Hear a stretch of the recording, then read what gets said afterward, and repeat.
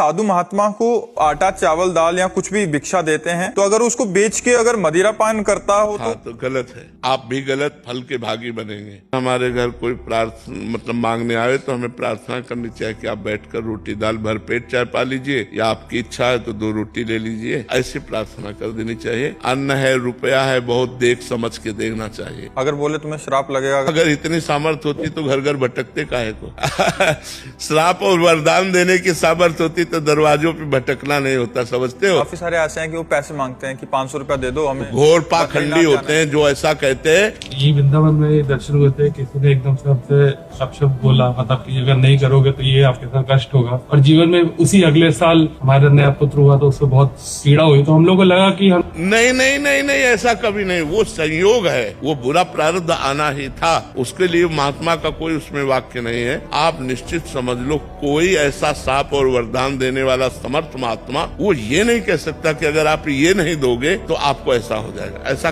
कभी नहीं कह सकता। ऐसे भी महापुरुष भी होते हैं जो भिक्षावृत्ति से आते हैं, तो वो बहुत संतोषी होते हैं। अगर आप ना कह दीजिए तो अच्छा बेटा, वो चले जाएंगे, क्योंकि वो इतनी क्षमता प्राप्त कर चुके हैं। और जो ये कि हम तुम्हारा अहित हो जाएगा, तो ऐसा नहीं, ऐसे कोई नहीं, ऐसा कोई नहीं तुम्हारा अहित नहीं कर सकता है। हम तुमसे वादा करते हैं। हाँ, रोटी दाल पालो। आप ठंडी लग रही है, आपके पास कपड़ा नहीं, तो लो हमारी जैकेट ले लो, पहन लो। आप अगर बीमार हो तो चलो मैं औषधि दिला दूं तुम्हें। इतनी सेवा तो हम कर सकते हैं। इसके आगे रुपया हमें जहाँ देना है वहाँ बहुत होश में देना है। और ये बेच लेगा, इसको भी बहुत होश में देना है, क्योंकि वो शराब पीता है, मांस खाता है, तो उसके भागीदार हम भी तो बनते हैं ना। इसलिए दान सुपात्र को देना चाहिए।